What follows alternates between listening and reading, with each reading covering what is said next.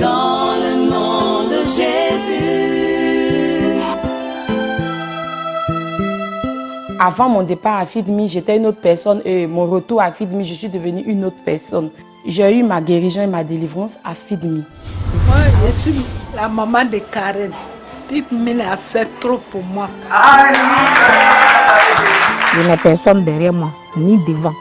Mais c'est sur Dieu seulement je compte.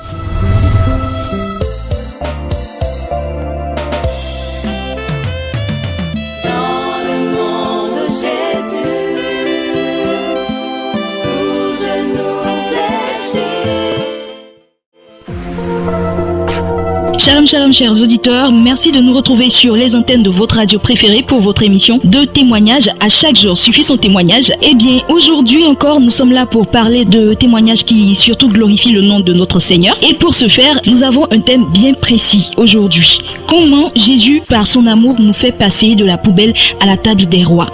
Et pour ce faire, nous avons 3 invités dans ce studio. Nous avons Elvira, nous avons Flore, nous avons également Lynn Nadège. On y va avec Lynn, c'est ça? Moi, c'est à l'état civil, c'est Guépier, Fiacre, Lynn Nadège. Je suis étudiant de formation et j'appartiens à la vision Hébron Ivoire. D'accord. Je suis membre de la BSA, Brigade pour le salut des âmes.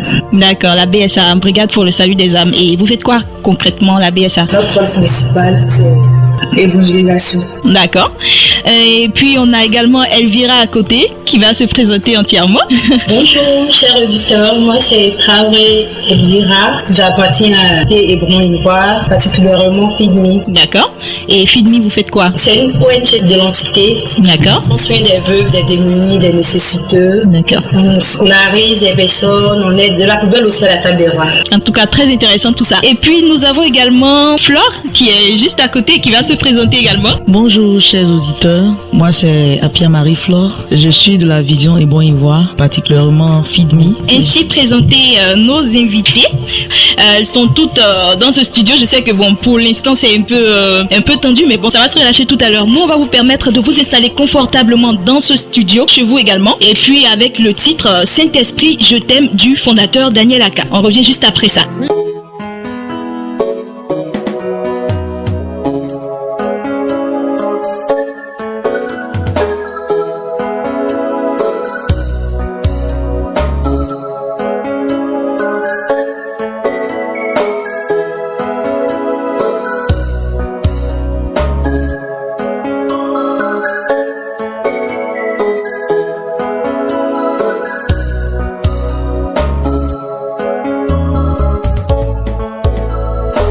Cependant, je vous dis la vérité, il vous est avantageux que je m'en aille, car si je ne m'en vais pas, le consolateur ne viendra pas vers vous. Mais si je m'en vais, je vous l'enverrai. Saint-Esprit, nous t'aimons. Saint-Esprit. Ce que j'ai reçu à la Pentecôte n'est pas juste une boule de feu, mais bien une langue de feu. Pas une colonne de feu, mais une langue de feu. Langue de feu pour parler le langage de Dieu avec autorité aux hommes en vue de leur salut. Langue de feu pour déclarer avec puissance. Langue de feu pour prophétiser avec audace. Langue de feu pour relâcher les paroles et oracles enflammés de l'Éternel en vue de consumer les œuvres de l'ennemi. D'un côté et de l'autre côté, d'embraser de sa gloire éclatante nos destinées, nos familles, nos nations, l'humanité tout entière. Saint-Esprit, nous t'aimons. Saint-Esprit, nous t'adorons. Sans plus tarder, nous on va rentrer dans le vif de notre sujet, c'est-à-dire ce qui nous retient ici, les témoignages et surtout l'envie d'édifier les personnes sur la vie de ces jeunes filles qui sont dans ce studio, mais également qui sont avant tout un exemple pour d'autres jeunes filles, et on aimerait vraiment pouvoir édifier ici à travers les témoignages qu'elles vont rendre. Moi, la toute première question que j'aimerais poser, c'est comment est-ce que vous viviez déjà avant votre rencontre personnelle avec le Seigneur? Et j'aimerais poser déjà la question à Lynn. J'étais dans le monde, c'est-à-dire Je fréquentais les bars, les boîtes de nuit. Je partais de mon homme. Plein de choses. Tu vivais à ça alors, tu faisais ce que tu voulais faire, aucune contrainte, rien ne pouvait t'arrêter. Tu n'avais pas froid aux yeux.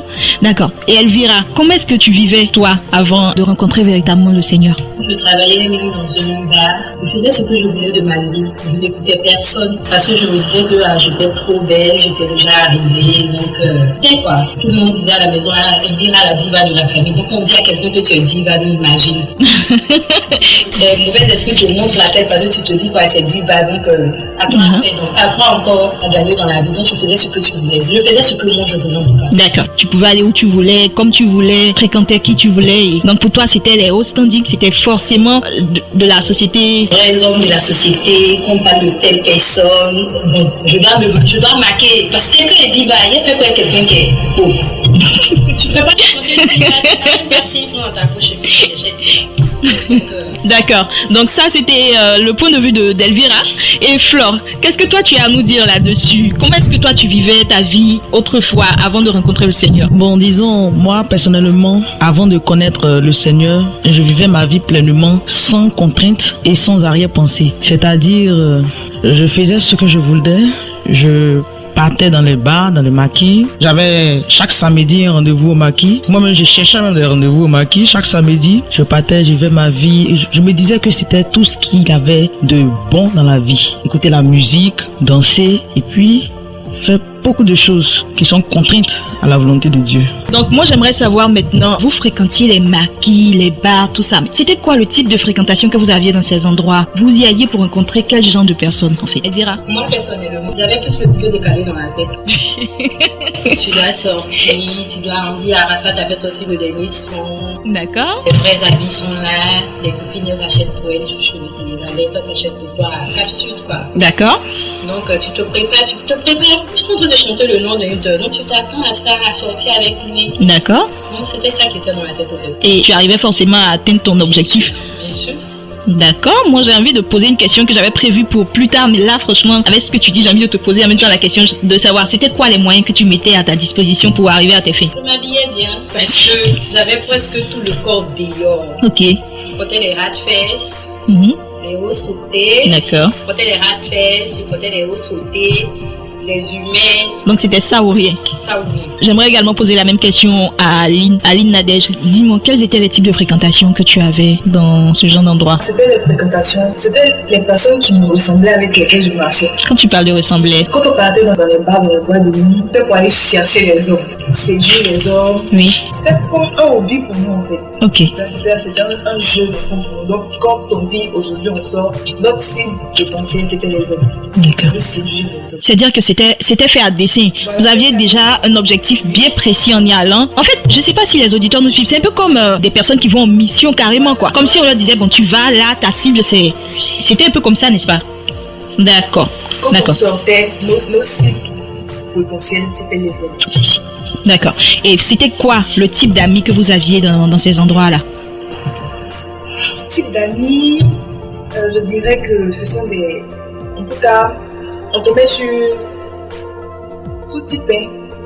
C'est comme il y a des endroits où quand vous allez, c'est seulement les boss. D'accord. Et il y a d'autres endroits où quand vous allez, ce sont les jeunes comme vous, mais qui sont dans le milieu du couple décalé. D'accord. C'est-à-dire, souvent, vous pouvez tomber sur des recruteurs. Et donc, souvent, vous pouvez tomber sur des boss, des hommes du pays, des ministres. Bon, bref. Toujours est-il que vous tombiez toujours sur des personnes qui... On avait toujours des cibles. Selon les endroits dans lesquels on partait, on avait nos cibles potentielles. Quand tu parles de on partait, moi j'ai envie de savoir en même temps c'est quoi le type de compagnie que tu avais, des amis avec qui tu marchais, c'était quel genre de filles? Des filles aux mœurs légères. D'accord. Prostituées. Et c'était quoi les conseils que vous vous donniez? Quand on dit c'est donner des conseils. Quand je veux... Voilà. Parce que vous n'avez aucun conseil en fait. D'accord. On va partir un peu vers Flore pour avoir un peu son avis là-dessus également. J'aimerais dire aussi que moi, particulièrement, mes types de fréquentation, c'était les filles qui avaient à peu près les mêmes esprits que moi. Voilà, celles qui à qui je pourrais donner aussi d'autres, fais ça, voilà ce qu'on va faire. Aujourd'hui, on va aller au maquis, on va aller au bar, on va aller dans tel endroit. Mais pas des filles qui vont venir me dire, bon, ça c'est pas bon, c'est comme ça. Non. Je prenais particulièrement des filles qui ont la même mentalité que moi. Voilà. Donc, on y va. Et ce genre de filles-là, quand je parle de quel conseil, tout à l'heure, quand je parlais de conseils, en fait, ce que je voulais dire, c'est qu'est-ce que vous donniez comme idée? Quelles étaient les idées que ce genre de filles-là pouvaient développer? Par exemple, est-ce que vous parliez de faire du fétichisme, de faire des trucs pour attirer les hommes, ce genre de trucs-là? J'aimerais savoir. Bon, moi particulièrement, le fétichisme, le maraboutage, ce sont des choses qui ne me sont jamais venues dans l'esprit. Mais avec celles que je marchais, elles avaient des idées d'occultisme, de fétichisme pour pouvoir s'accaparer des hommes. Donc elles, par contre, pendant qu'on était dans le même milieu, c'était comme des moutons qui se promènent ensemble, qui n'ont pas de même prix. Voilà, donc elles faisaient leur vie de cette manière. Elles allaient dans les adorations, elles allaient dans les coins d'occulte pour faire beaucoup de choses. Quelques exemples précis. Voilà, un exemple précis, j'avais une amie, parce que puisqu'on n'est plus du même élan, donc j'avais une amie. Comme ça, elle était dans le monde d'occulte. Voilà, c'est-à-dire qu'elle partait sous l'eau. Sous l'eau? Oui, elle venait nous expliquer cela lorsqu'on se tenait ensemble en groupe.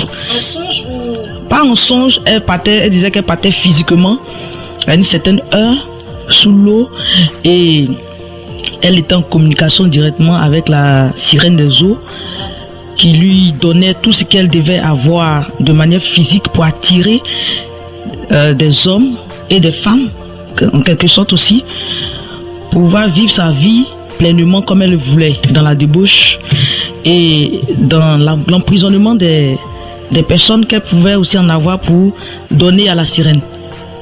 Donc, voilà.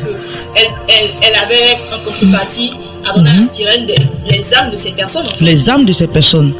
Donc elle disait comme ça. C'est comme si l'âme de la personne en fait appartenait à la sirène. Elle appartenait à la sirène pleinement. Et elle venait nous expliquer, voilà, cette vie-là, qu'il y a encore d'autres vies à part ce qu'on vit ensemble. Particulièrement entre amis, la danse, le peu décalé, mais elle avait autre chose encore, plus que ce que nous on vivait avec elle de manière physique.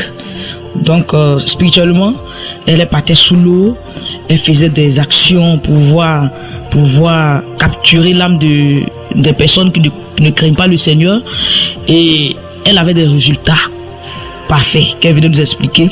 Et finalement même, elle a préféré rester dans le monde de la sirène totalement. Ça veut dire... wow, c'est vraiment assez... C'est assez passionnant déjà, et puis c'est assez surprenant aussi. Moi, j'aimerais savoir également, entre Elvira et Flore, Eline, est-ce que vous avez également des expériences comme ça que vous avez vécues? Je marchais avec des filles comme moi, et particulièrement, c'était pas une amie qui venait m'expliquer, mais moi-même je vivais la chose. Moi, j'ai eu aussi à aller sous l'eau. D'accord. Moi, j'ai eu à aller sous l'eau. Ah bon? Oui. Je pratiquais. Comment dire ça? J'allais sous l'eau. D'accord. Je parlais aussi à la sirène. D'accord. Voilà. Et c'était avec des filles qui parlaient à la sirène comme moi, d'autres filles qui vivaient, mais j'avais parmi les filles avec lesquelles je marchais, d'autres vivaient déjà là-bas et venaient sur la terre en mission. En fait. D'accord. D'accord. Moi, je suis un peu curieuse. Je vais poser une question peut-être un peu, voilà. C'est justement, je voulais savoir comment est-ce que tout cela a commencé déjà. Comment est-ce que ça a commencé? Tout cela a commencé d'abord à l'âge de 15-16 ans. D'accord. Ça a commencé d'abord par les fréquentations. Quand j'étais petite, j'avais un peu de forme, j'avais une allure, et j'ai un ami qui m'a approché, il m'a dit que tu es belle. Pourquoi rester là? Comme ça, je peux te mettre sur des gens, tu peux tomber chez quelqu'un qui va te donner des gris-gris pour que tu puisses attirer les hommes, avoir de l'argent. Si. Voilà. Et comme j'étais jeune, j'étais naïve. D'accord. Et j'étais comme un grand frère du quartier. À l'époque, je le considérais comme un grand frère du quartier en fait. Et j'ai accepté. C'est là qu'il m'a envoyé chez une dame, une féticheuse. Elle m'a allée chez la dame. La dame a dit que je devais faire des sacrifices. Elle a demandé à ce que nous donnions un cabri noir, un poulet noir. Elle a demandé à ce qu'on trouve le truc blanc qu'on prend pour couvrir les cadavres. D'accord, le linceul, je crois. Elle a demandé aussi ça. Et le truc blanc là, on ne sait pas comment avoir ça. Donc elle a demandé qu'on lui remette l'argent et qu'elle puisse faire ça. Et elle a fait des sacrifices avec le sang, tout ça. Et c'était le sang du cabri ou le sang humain? C'est pas toi qui as procuré le sang? C'est pas moi qui ai procuré. D'accord. Mais quand je suis revenue, parce que quand j'ai fini, comme on m'avait donné l'argent qu'on est parti, je vais revenir maintenant pour me laver en fait. Et quand je suis revenue, c'est le sang que j'avais trouvé. Je ne savais pas si c'était le sang, c'était du cabri ou du poulet, je ne savais pas. D'accord. Et tu t'es lavé avec le sang entièrement? Et tu n'as pas eu peur? Non, je n'ai pas. À l'époque, je n'avais pas peur. Pas du tout. D'accord. Très bien, c'est très très très captivant tout ça.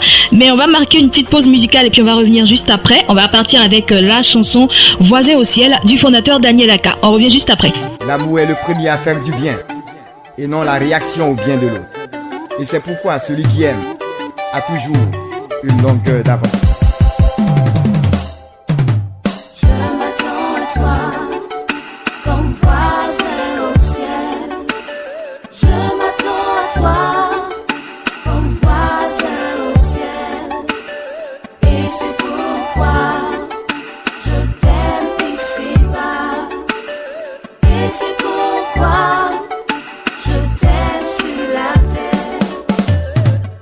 Je m'attends à toi comme voisin au ciel. Et je ne peux donc me permettre de ne pas te supporter et de ne pas t'aimer comme voisin sur terre.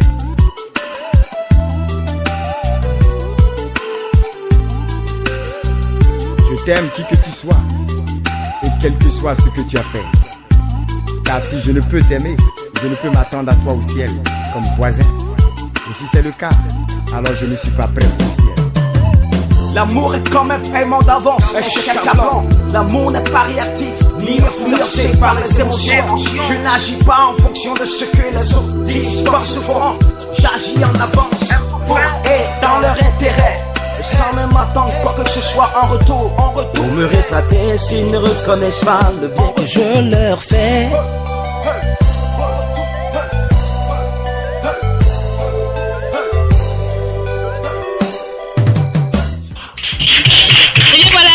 Retour dans ce studio, je suis avec mes fidèles invités. Elles sont toutes pimpantes. Je sais que vous étiez captivés par ce que nous disait Lynn Nadège tout à l'heure. On va pas lui couper la parole, on va lui donner la possibilité de poursuivre et surtout de nous donner des détails vraiment très intéressants. Donc je disais, quand je suis repartie, la dame m'a donné le sang. D'accord. Le seau, et je me suis lavée avec. Attends, le sang était tellement...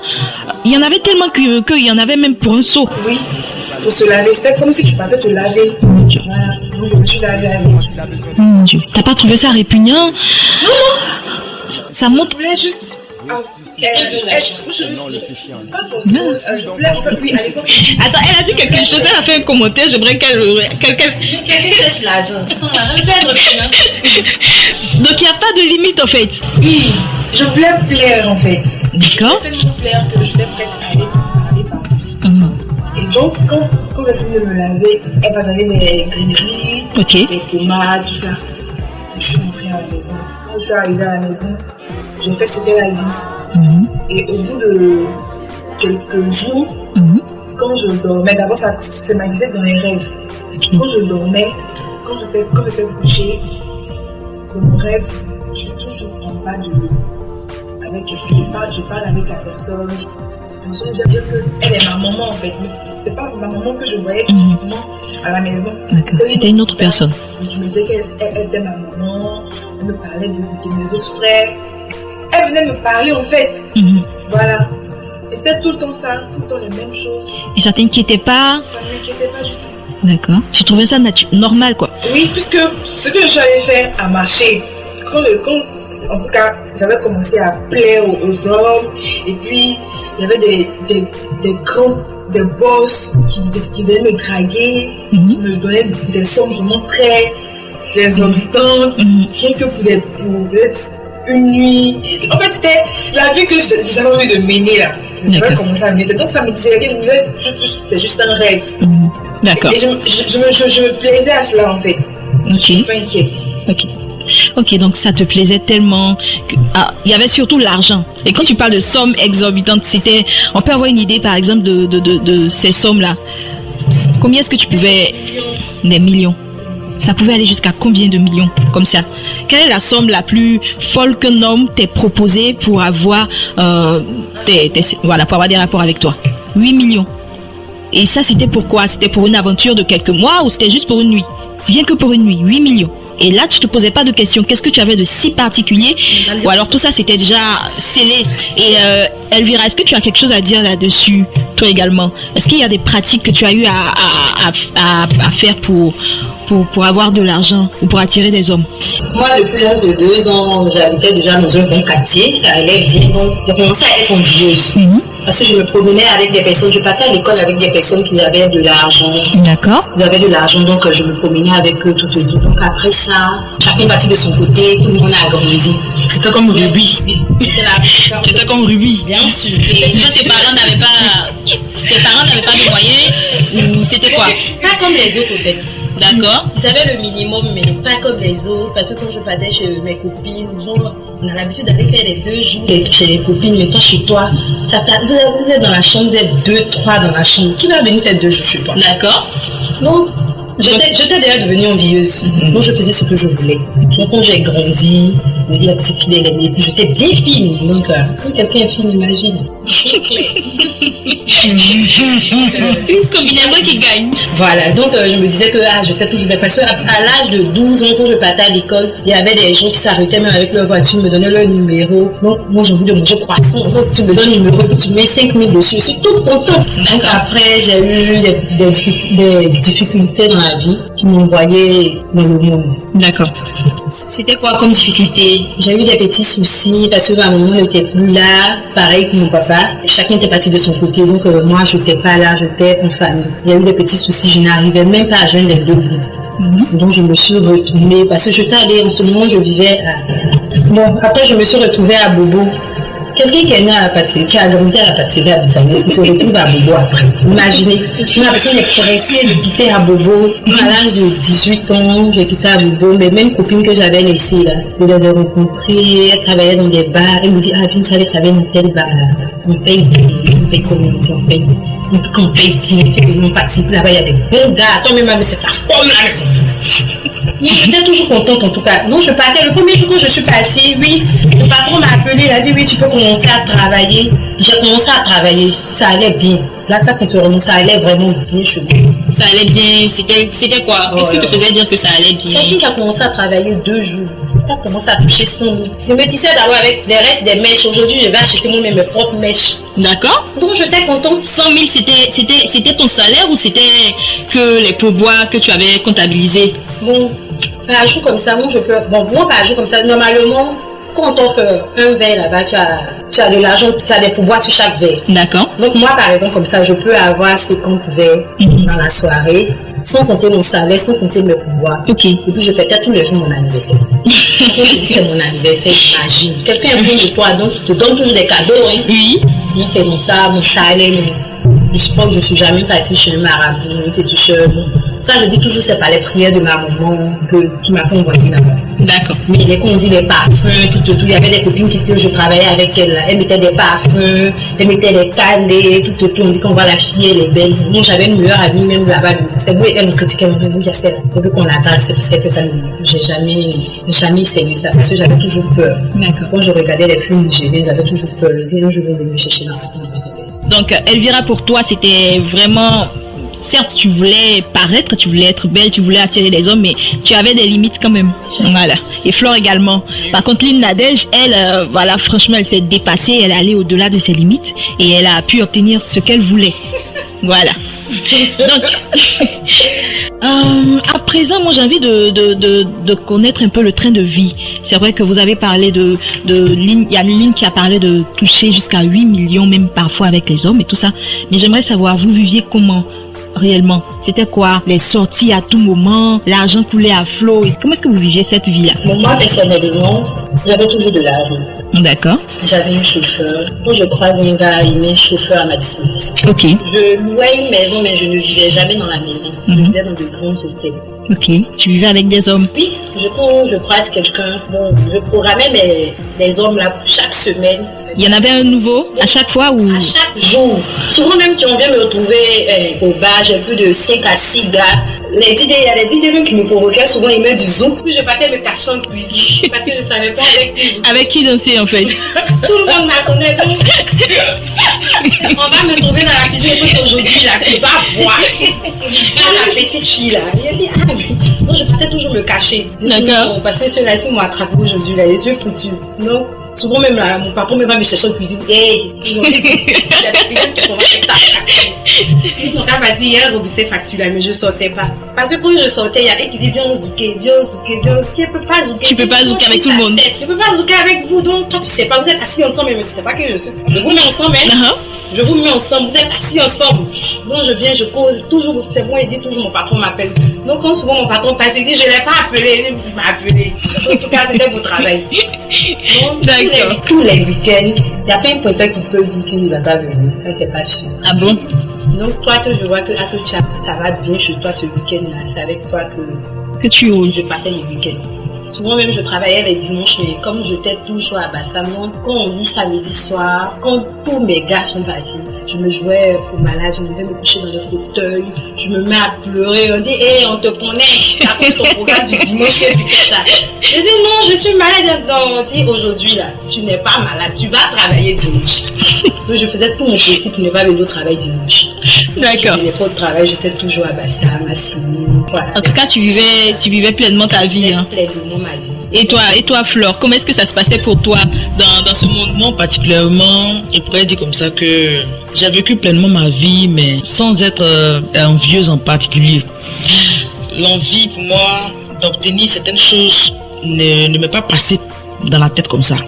Voilà, moi, c'était juste faire des rencontres, voir un peu ce qui se passait ailleurs. C'est-à-dire, lorsque on partait dans les baquets, dans les bars, c'était juste pour boire, à part ça, venir faire mon travail pleinement. Puis, c'était un peu tout. Mais pour dire que je passais des nuits tic-tac avec des hommes, ce sont des choses même que j'aimais pas du tout. J'aimais beaucoup blaguer. Ce que je faisais, je blaguais. C'est-à-dire, aujourd'hui, tu me dragues, tu me dis tu veux de moi, tout ça là.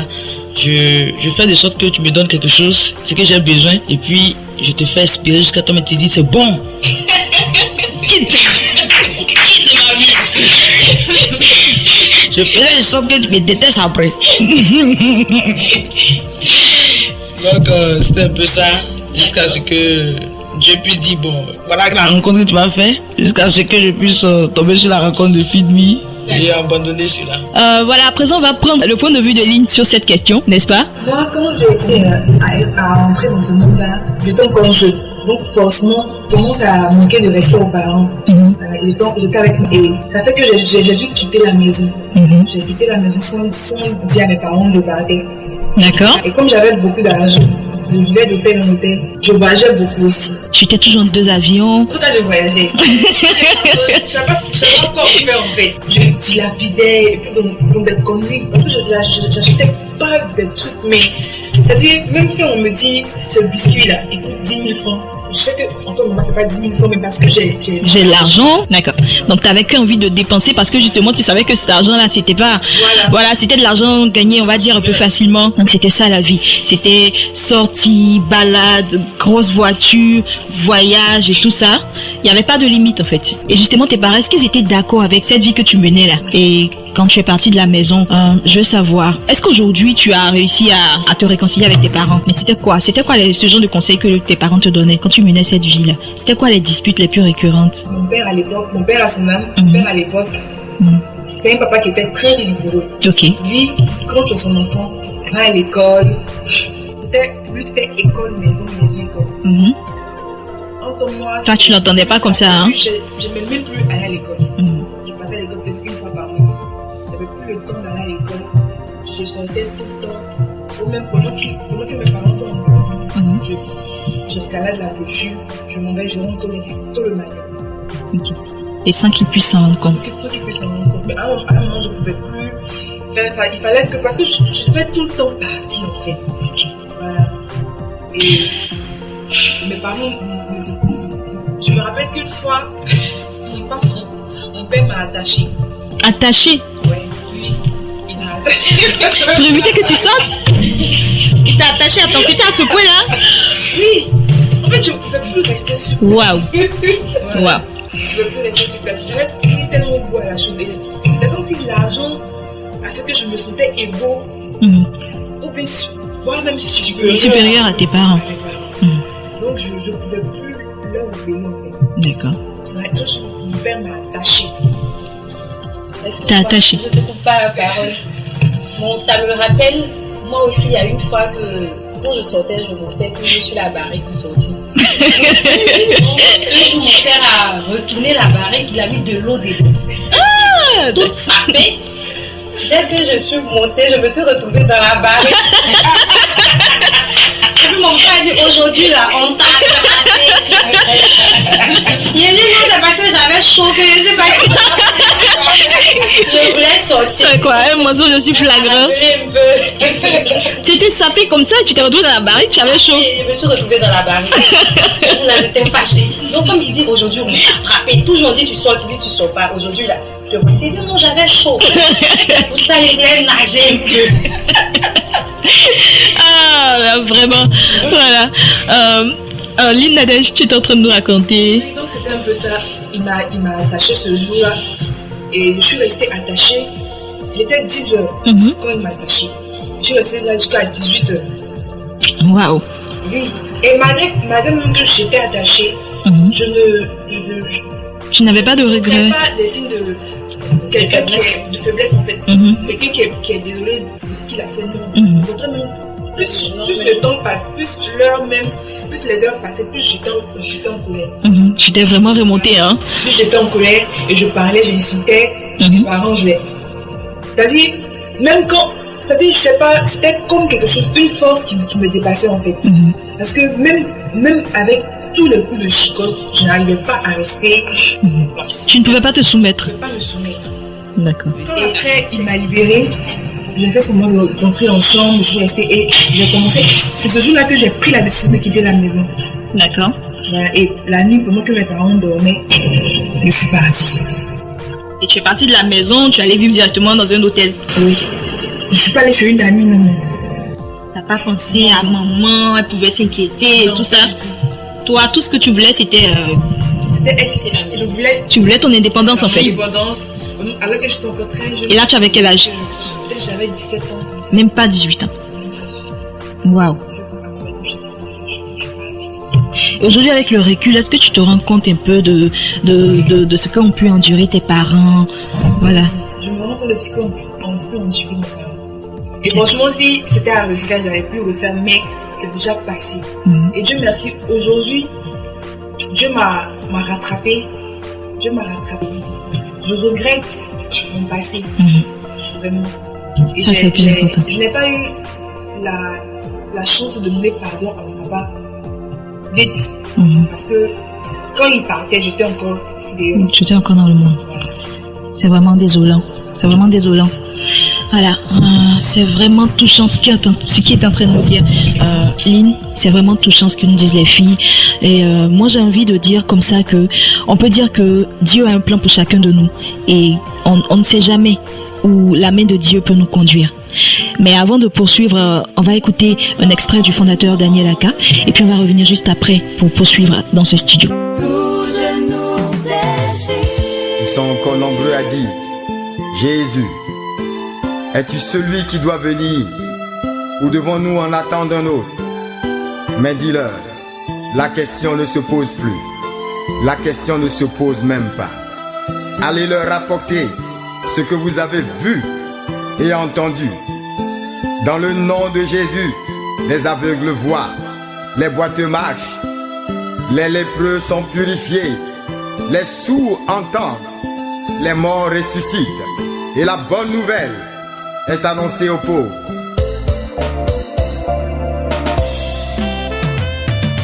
Dans le nom de Jésus.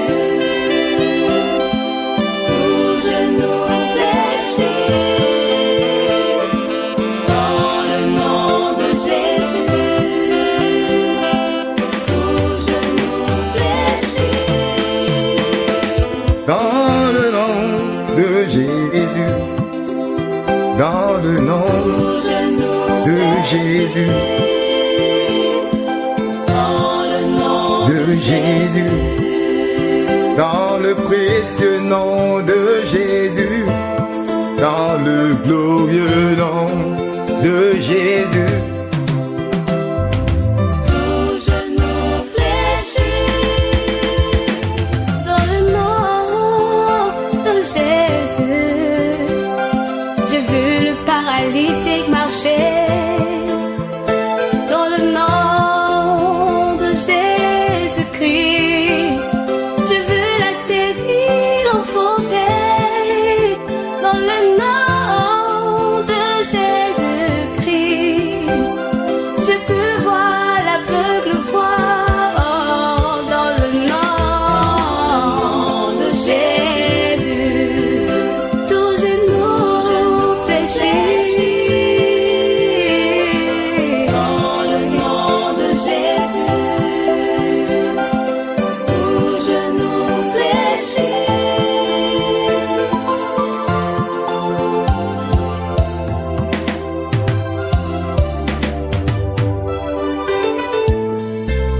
Glorieux nom de Jésus, que j'aime le nom de Jésus. Ce nom puissant me donne la vie, la paix. Ce nom puissant qui restaure, c'est Jésus. Glorieux nom de Jésus,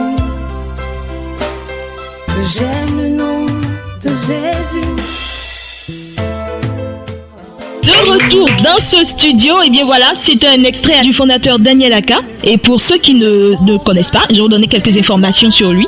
Il faut dire que c'est lui qui nous permet de nous retrouver ici en ce jour. Il est le fondateur de la vision Hébron Ivoire. Il est également le fondateur de FeedMe Fondation. C'est la fondation pour l'éducation, l'entretien et le développement de la personne humaine. Également le fondateur du MISI, le ministère catholique d'intercession pour la Côte d'Ivoire. Il faut dire que c'est également un grand écrivain. Il a écrit plusieurs ouvrages dont je vais vous citer quelques-uns. On a par exemple 100 pensées de sagesse et vérité prophétique pour porteurs de fruits. On a également commandé l'année et puis on a les chartes d'impact. Voilà ainsi présenté succinctement le fondateur Daniel Aka. À présent, si vous le permettez, on va poursuivre notre débat, bien sûr, dans ce studio. Et moi, j'ai envie de savoir déjà, qu'est-ce qui vous a donné envie de vous détourner de cette vie? Elvira, qu'est-ce qui t'a poussé, toi, à te détourner de cette vie mondaine? C'est quoi le problème que tu as rencontré et qui t'a décidé vraiment à te détourner de cela? Moi, personnellement, un jour, j'ai croisé le fondateur qui était arrêté. Il y avait du soleil tout autour. Je lui ai demandé, monsieur, je vais m'asseoir, il y avait la place. Il a dit non, merci. Mais il y a de la place que le soleil, je vous asseoir. Donc, il a même dit, bon, ok, il est venu auprès de moi, il m'a demandé, tu es chrétienne? J'ai dit oui, je suis catholique. Pour éviter même qu'il me parle de Dieu tout autour, donc j'ai dit en même temps, je suis catholique. D'accord. Il dit, ah, ça tombe bien. Et mon fils, il n'a pas dit que il m'a laissé tomber. Donc, il a commencé à me demander, tu vas à l'église? Je lui ai dit, oui, je vais à l'église. Il dit, tu es sûr? Souvent, quand le Saint-Esprit me guide, je vais à l'église. J'ai dit, ok, il n'y a pas de souci. Donc, il m'a demandé mon numéro. D'abord, il m'a dit, est-ce que tu sais que tu dois servir Dieu? Il dit, non, je dois servir Dieu. Je suis une benguisse. Il m'a arrêté dans la rue pour dire, Jésus t'aime. Ça, je ne veux pas que moi, je suis une benguisse. D'accord. Il dit, ok, il n'y a pas de souci. Donc, il s'est changé de numéro. Après ça, il avait une retraite. Il m'a appelé pour m'inviter à la retraite. Quand il m'appelait, j'ai décroché. Parce qu'il dit, ah, toujours il m'appelle. Donc, après ça, ils sont venus, ils ont fait des dons. Dans le quartier, dans la cité où j'étais, d'accord. Ils ont fait des dons, ils ont partagé au moment. Donc, ils ont partagé à tout le monde était content. Donc, quand je passe le matin, je dis, là, mais ici, donc, je me voyais un peu. Voilà, c'est elle qui est à la base de tout ça. Donc, grâce à moi, aujourd'hui, tous les moments, on a eu des cadeaux. D'accord. Quand je vais aller une fois assister à leur retraite, on ne sait jamais. Comme ils m'appellent toujours. Je suis allée à la retraite avec ma petite soeur qui est aujourd'hui en France. On est allé à la retraite s'est bien passée.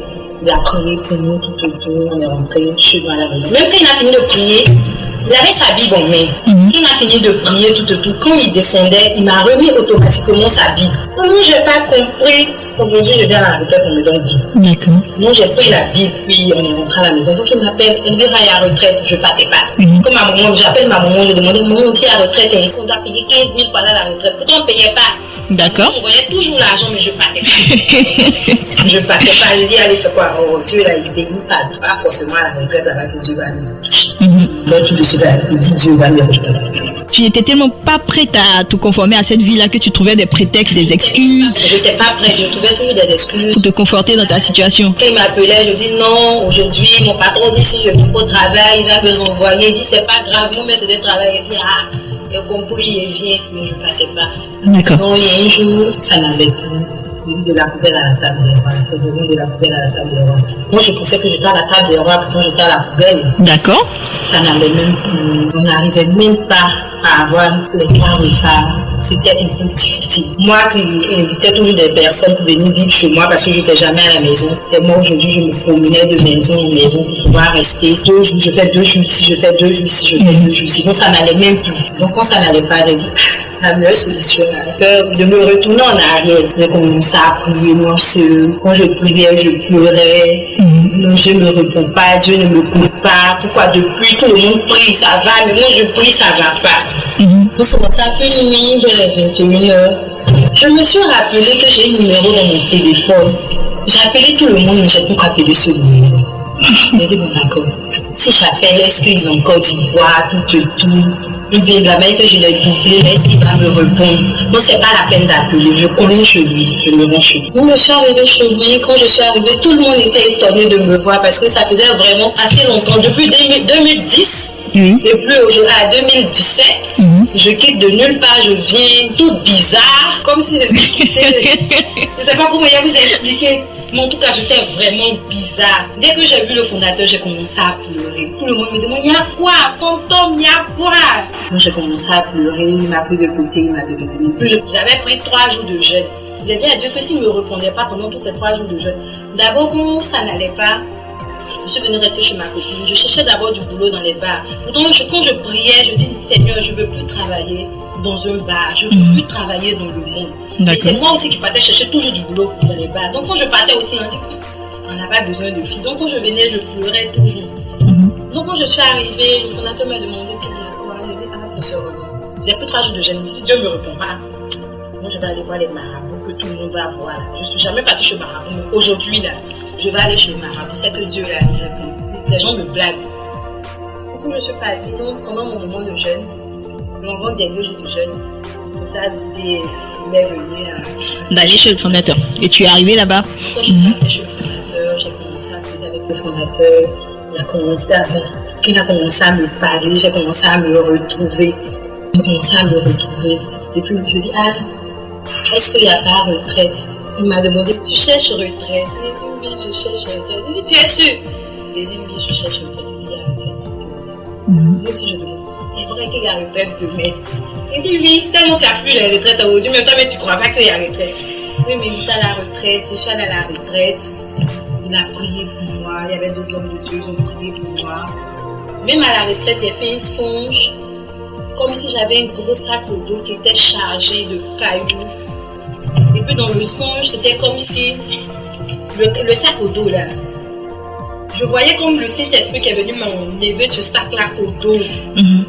Et j'ai commencé à pleurer, je pleurais toutes les larmes de mon corps parce que je ne croyais pas, parce que je me sentais léger. Après, quand je me suis réveillée, je me touchais et dit, on dirait quelque chose est vraiment... Ma vie a changé, j'ai commencé à rayonner tout d'un coup. Je me dis, c'est que ça commence à devenir bien. Je vais m'accrocher, c'est que Dieu me retourne à mes prières. Amen. Amen. Shalom.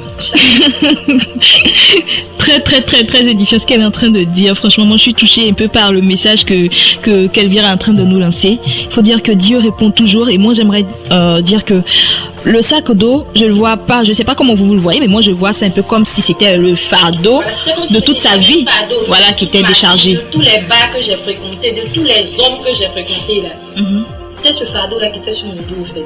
Et Dieu est venu comme ça pour te libérer. Comme j'étais impure, donc Dieu est venu me purifier, il est venu me laver, me restaurer, me dire que c'était le moment. Parce qu'on m'avait déjà dit que je devais servir Dieu. Je dis non, que j'étais une bêtise. Donc je ne sais pas si chez moi les bêtises ne c'est pas Dieu. Donc je ne voulais pas.